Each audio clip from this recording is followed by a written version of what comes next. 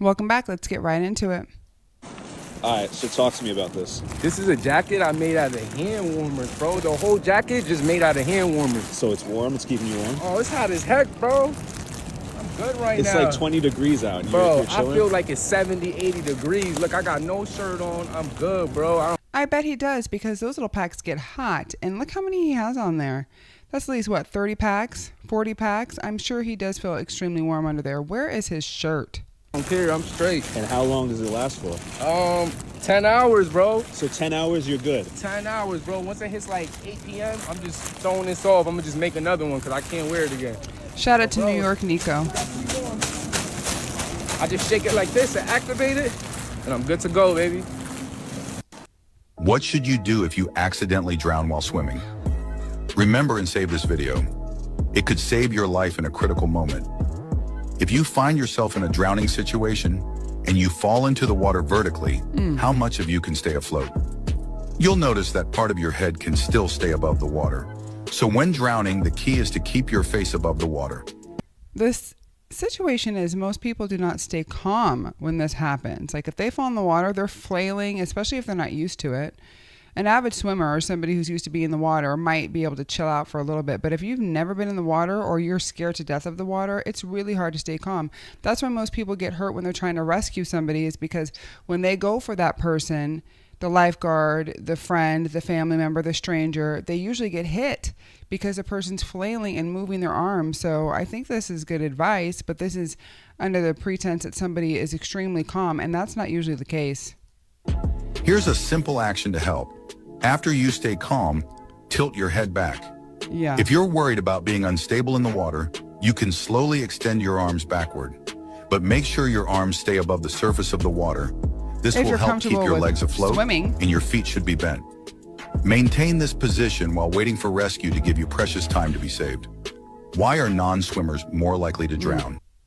That sinkhole that ate this Illinois soccer field happened I'm scared of a to your sinkhole. house. It would be more probable than what they found in these vases. These are ancient Egyptian vases made out of granite. Some engineers saw this and said, hey, those are too precise. So they measured them. They were too precise for mechanical measurements, so they laser scanned them. The laser scan wasn't precise enough, so then they CT scanned them with an X-ray. CT scans are micron precise. That is a human hair. CT scans get that precise. You can see that level of detail. Here's one of them. Green means that if it was going on an airplane, it would be considered perfect. If I gave you a pencil with a micron thin tip, a perfectly straight line would be green. You're off by 3 microns, that's yellow. These are designed using circles. The pattern is based on sacred geometry. It's called radial traversion. It just means that every curve on that vase is a harmonic ratio like music. They tested the mathematically perfect pattern on a digitally designed vase. The difference between the perfect digital one and the Egyptian one was 9 microns. They then found out that the units they were working with were based on the speed of light. I'll let Ben explain this. This is very interesting, as it means that the base unit seems to be a simple whole number subdivision of the speed of light in a vacuum. All of this got a harsh reaction from the archaeological community for a very good reason. What they have to say they used based on that story is now proven false with data. Now, Flint uses these alabaster vases as an example. I literally just saw these at the Egyptian Museum. But those are not even close to as precise as this machined modern vase that they compared the Egyptian one to. They date these as pre-dynastic, so using only copper. But before they built the greatest monument of all time, they were able to produce hundreds of thousands of these at aircraft-grade precision. So saying that they resorted to slavery and just worked really hard makes them look worse, while saying they were more advanced immediately goes that direction. Just to make this clear, the Hindu, Egyptians, and the Mayans built their shit. No aliens, just these aliens, who told this story, took their stuff, in a time when horses were high-tech. Shout out to Base Forge US. Please go watch Ben's video for yourself. It's an hour and a half with all the evidence. And watch the counter evidence from people like Flint. What those people left will speak for itself. Want to say something to me? You talk to him. He talks to him. And then he gets a message to him and he talks to me. Nobody in this place talk to me directly. You talk to them guys first. Talk to one of these outfits. And then the message comes to my outfit, and then it gets delivered to me. Shut up, everybody. Get out of my face. Too much. Talk to the lion first. You can't even talk to me directly. You want to talk to me, say something to this nigga right here. He talks to me directly. There's a Lion King. Tell them niggas how we roll. Did you hear what the fuck I say, nigga? You want to say something to me? This is what it looks like when somebody's actively trying to sabotage your dreams. If I can do that for 3 more days, I'll be very happy, and a victory would be awfully nice too. A victory? To me, that comes off as a little cocky or brash. Well, when you come out here, you know what I'm saying, your first pro tournament, you say, you know, I can win. I've always figured that why go to a tournament if you're not going there to try and win? Tell him. As I would explain to my dad, second sucks, and third's even worse. That's just a feeling. But on tour, that's not too bad sometimes, though. That's not. You catch that? He's trying to get homie to lower his expectations. Yeah. Too bad, but I want to win. Now, if you know anything about body language, you'll understand micro expressions. And this is a micro expression of disgust. So he's disgusted by the fact that Tiger Woods, a young Tiger Woods, thinks he's going to win. You'll learn. He's like, you think you're great, but you're not that great. Did he have to eat his crow pie because he was absolutely wrong? But, you know, he's just used to mediocre golf players. And you're going to tell me, no, there's other really greats out there, not like Tiger when he was younger. He came into the industry and he attacked, okay? So this guy's looking at him like, first of all, who do you think you are? Second of all, who do you think you are? And third of all, who do you think you are? I'm Tiger Woods. That's who I am. I'm just kidding you. I'm sorry I had to say that. He wasn't.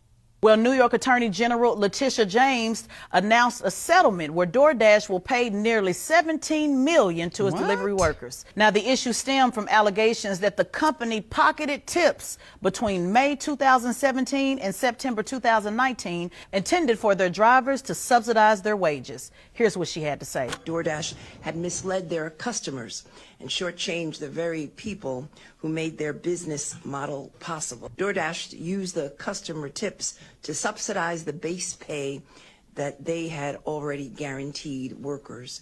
Now, DoorDash stated that the allegations were tied to an outdated pay model, which they discontinued in 2019. They emphasized their commitment to fair and transparent earnings for Dashers and expressed satisfaction in resolving the matter. James mentioned that the details on how affected drivers can file a claim for restitution will soon be made available through a designated website. Now, James highlighted the vital role of delivery workers and assured them of support, urging eligible drivers to file a claim. James affirmed to the drivers, we have your back. So to my DoorDashers, go get your money.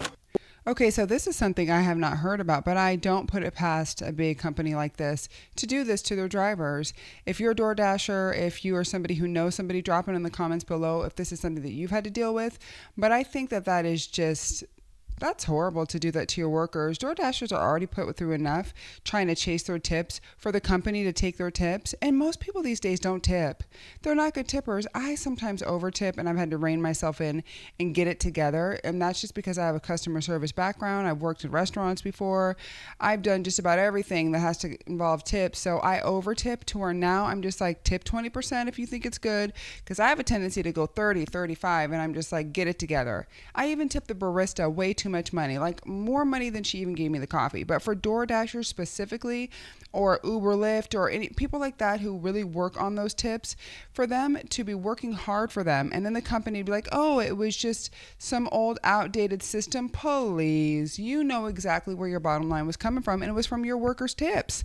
So for anybody who is a DoorDasher, if you, I don't know how old this was or when this was, if this is recent, it looks like 5 hours ago, I would say go get your money. Tell somebody to see if you can qualify for that suit, because that's your money. You deserve it. Well, New York Attorney General Letitia James announced a settlement where DoorDash will pay nearly $17 million to its delivery workers. Now, the issue stemmed from allegations that the company... go get your money. $17 million. $17 million. They took $17 million in tips, and you want to tell me that you didn't know that? Y'all, can we go back to that? Well, New Let's go York back to Attorney that. General Letitia James announced a settlement where DoorDash will pay nearly $17 million to its delivery workers. Now, the issue stemmed from allegations that the company pocketed tips between May 2017 and September 2019. For 2 years, they pocketed these tips. 2 years, and you're telling me that they didn't know? Intended for their drivers to subsidize their wages. Here's what she had to say. DoorDash had misled their customers and shortchanged the very people who made their business model possible. DoorDash used the customer tips to subsidize the base pay that they had already guaranteed workers. Now, DoorDash stated that the allegations were tied to an outdated pay model.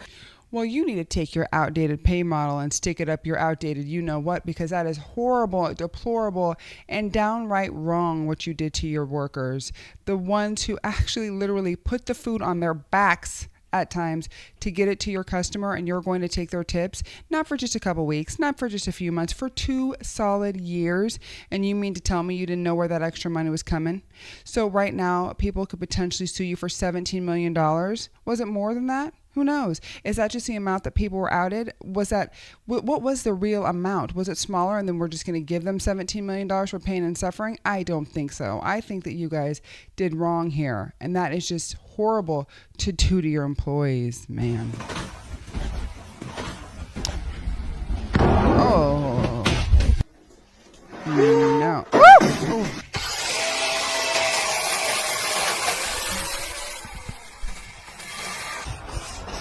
Oh no, that's too much. There was a patio deck in there. Oh, I love that. Oh my gosh, that's so satisfying, as the kids would say. You gotta be careful.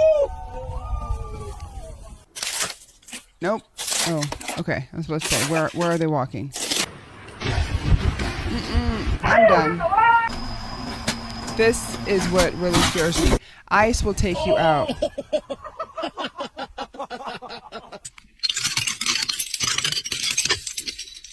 Ooh.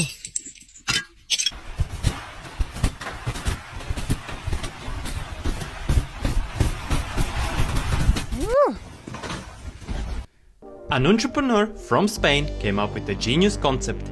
It's modular campers. He designed pre-made camper modules that fit standard vans, allowing you to turn any van into awesome. a camper in just 1 hour. Simply slide it in, mount it, and you're ready to go. You know he's making it's money. cheaper than custom campers, and the best part, you can remove it anytime and return your van to stock, making it easy to sell. I post about cool business ideas. Follow That's me cool. for more. That was awesome. I like that a lot. So in a day and age where most people are moving into their vans anyways, at some point, this stuff was made cool. I remember when this is not made cool. And to each their own, do what you want. If you want to live that van life and you want to travel everywhere, do what you want. But in this case, this guy's making money because everybody wants to do what they want. And most people are moving into their vans or their cars. And sometimes it's out of necessity and you really have no other choice. So for this guy, he's making money. And I'm an entrepreneur and I love to see people make that entrepreneurial money. And I love to see ideas. So that's really cool. The takeaway from today's videos, I cannot stand the fact that DoorDash took the tips from their employees. I think that that is just horrible. I'm going to look more into that story so I can figure out what's really going on. If you stayed this long, I appreciate you. Make sure that you've hit that subscribe button so that we can react to more videos in the future. Thank you so much for coming back. I will see you next time. Your friendly neighborhood AI wife out. Peace.